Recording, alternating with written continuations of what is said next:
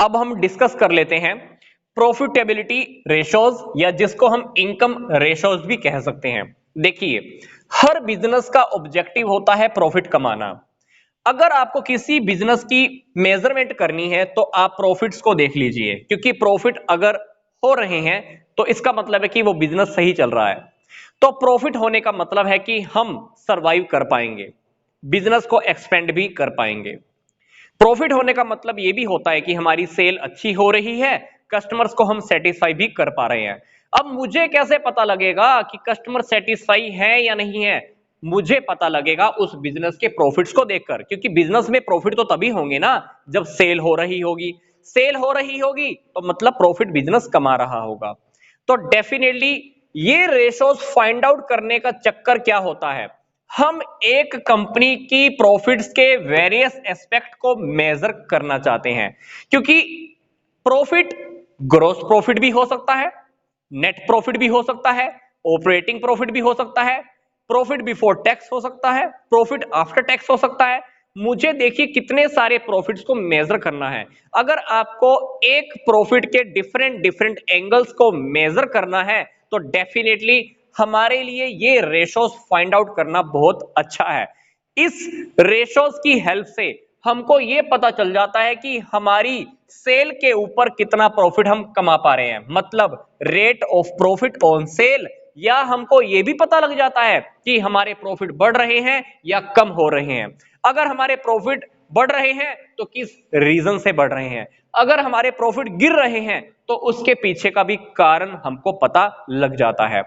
अब हम डिस्कस कर लेते हैं कि प्रॉफिटेबिलिटी रेशोज को या इनकम रेशोज को हम कौन से 4-5 पार्ट्स में डिवाइड कर सकते हैं।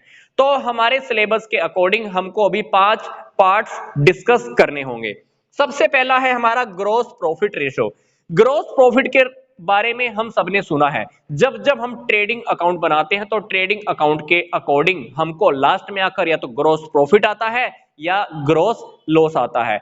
हम उसी ग्रोस प्रॉफिट की बात कर रहे हैं। तो इसमें क्या करना है, हमें ऊपर ग्रोस प्रॉफिट रखना है, नीचे नेट सेल रखनी है, 100 से मल्टीप्लाई करना है। तो ये क्वेश्चन हमारा परसेंटेज में निकलने वाला है, परसेंटेज में।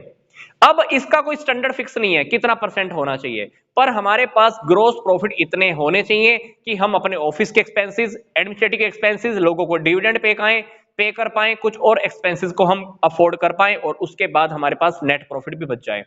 तो ग्रोस प्रॉफिट हमारे पास अच्छा होना चाहिए, एक्सपेंसेस पे करने की भी उसमें हिम्मत होनी चाहिए।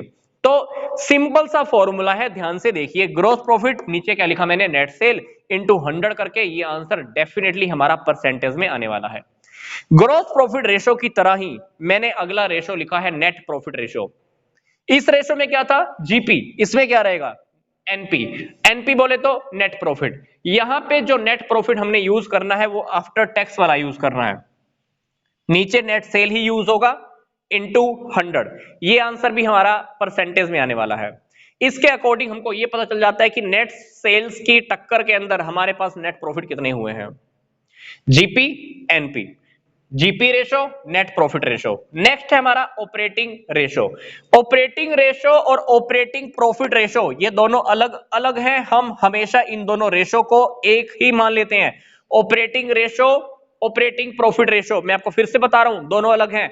ऑपरेटिंग प्रॉफिट रेशो के अंदर तो मुझे क्या यूज करना है, ऑपरेटिंग प्रॉफिट यूज करना है, और नीचे क्या लिखना है, नेट सेल यूज करनी है। बट यहां पर इस रेशो का नाम देखिए ऑपरेटिंग रेशो, यहां पे मुझे क्या यूज करना है, cost of revenue from operation. Cost of revenue from operation को हम कॉस्ट ऑफ गुड्स सोल्ड भी बोल सकते हैं। जितनी मैंने गुड्स सेल की है ना उसकी लागत, जितनी गुड्स मैंने सेल की है उसकी कॉस्ट, ये मेरे को यहां लिखनी होती है, plus operating expenses minus operating income. नीचे क्या लिखना है, नेट सेल, इनटू में क्या करना है, 100 करना है। जैसे इन दोनों फॉर्मूलाज के अंदर मैंने 100 लिखा, यहां पे भी मुझे 100 मल्टीप्लाई करके आंसर मुझे परसेंटेज में लेकर आना है।